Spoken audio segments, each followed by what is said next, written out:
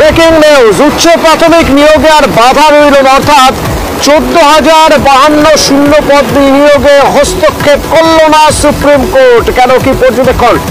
দেখো, 2016 সালের নিয়োগ প্রক্রিয়া এবং 2019 সাল থেকে কার্যকরভাবে সেটা চালু হয়েছিল নিয়োগ প্রক্রিয়াটা, এবং তারপর বিভিন্ন আইনি জটিলতার কারণে এই নিয়োগ প্রক্রিয়া থমকে গেছে বারবার।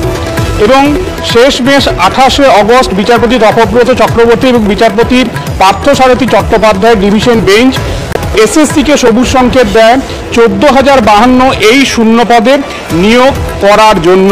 এবং এক্ষেত্রে কি করতে হবে, 14,052 শূন্য পদের একটা নতুন মেধা তালিকা প্রকাশ করতে হবে, এবং সেই নতুন মেধা তালিকার ভিত্তিতে নতুন করে কাউন্সিলিং, অর্থাৎ কে কোন স্কুলে যাবেন সেটা নতুন করে ঠিক হবে। এবং 8 সপ্তাহের মধ্যে, অর্থাৎ 28শে আগস্ট যদি ধরি আমি, তাহলে সেপ্টেম্বর বা অক্টোবরের মধ্যে এই নিয়োগ প্রক্রিয়াটাকে সম্পূর্ণ করার কথা বলেছিল।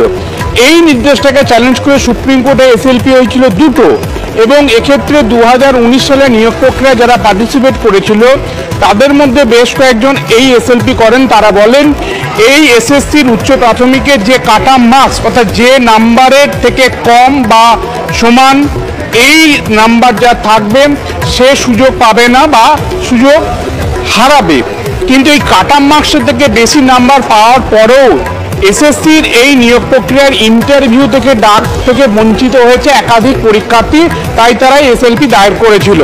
সুপ্রিম কোর্টের প্রধান বিচারপতি ডিওয়াই চন্দ্রচূড়, বিচারপতি জেবি পাদ্দিওয়ালা এবং বিচারপতি মনোজ মিশ্রা, যিনি ভার্চুয়ালি কানেক্ট ছিলেন সুপ্রিম কোর্টে, এই 3 বিচারপতির বেঞ্চ স্পষ্ট জানিয়ে দিল যে কলকাতা হাইকোর্ট নিয়োগ প্রক্রিয়া সবুজ সংকেত দিয়েছে।